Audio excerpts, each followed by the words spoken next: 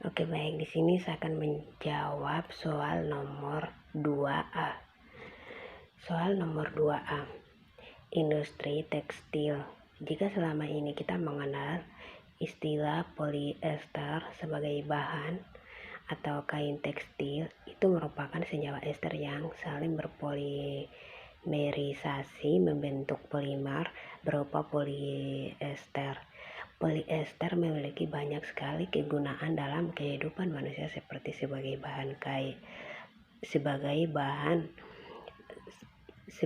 pakaian. Dalam industri pembuatan polyester diawali melalui reaksi esterifikasi yang melibatkan etilen glikol dengan asam benzena 1,4 dikarboksilat yang kemudian melalui reaksi polimerisasi akan menghasilkan rantai polimer berupa polyester. Meskipun digolongkan sebagai reaksi polimerisasi, namun reaksi ini juga termasuk ke dalam esterifikasi karena melibatkan pembentukan produk ester dari alkohol dan juga asam karboksilat turunannya. Berikut industri makanan.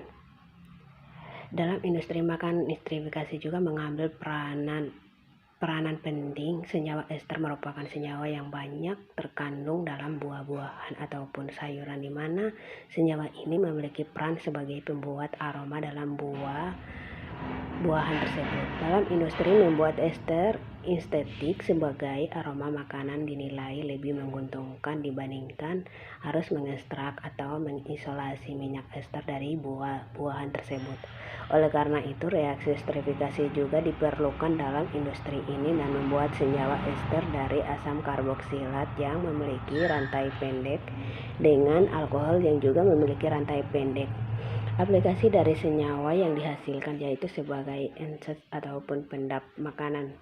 Contoh senyawa ester yang dihasilkan atau isoamil setat sebagai aroma pisang, amil butiran sebagai aroma jambu, propil butirat sebagai aroma mangga, oktil asetat sebagai aroma jeruk, amil palerat sebagai aroma apel, dan butil butirat sebagai aroma nanas.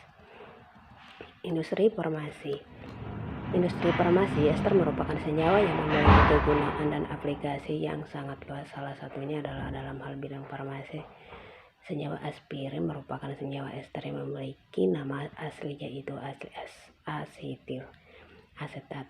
Pembuatan senyawa aspirin ini melibatkan reaksi yang tidak lain yaitu esterifikasi, di mana prekursor awal berupa asam silisilat akan direaksikan dengan anhidrida asam asetat menghasilkan suatu ester berupa asam asetil asetat.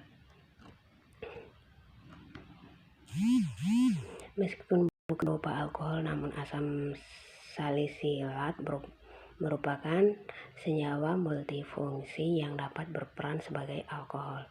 Hal itu karena senyawa ini memiliki gugus hidroksil dalam buka kurung OH yang terikat dalam strukturnya sehingga dapat berperan sebagai pengganti alkohol dalam reaksi esterifikasi. Esterifikasi adalah tahap konversi dari asam lemak bebas menjadi ester. Esterifikasi reaksikan minyak lemak dengan alkohol. Reaksi ini merupakan reaksi kesetimbangan, jadi memerlukan katalis untuk mempercepat tercapainya. Keadaan setimbang katalis yang cocok adalah saat berkataresam asam kuat, dan karena ini asam sulfat, asam sulfonat organik atau resin penukar kation.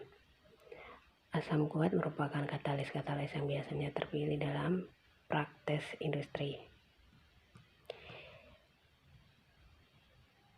Persamaan reaksi esterifikasi seperti berikut. Reaksi esterifikasi dalam dibagi atas. Esterifikasi langsung yang merupakan reaksi antara asam lemak dengan alkohol.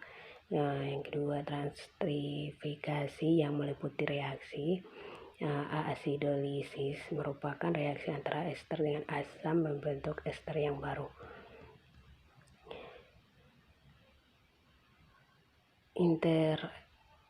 Interesterifikasi merupakan suatu reaksi ester dengan ester lainnya, disebut juga ester interaksi.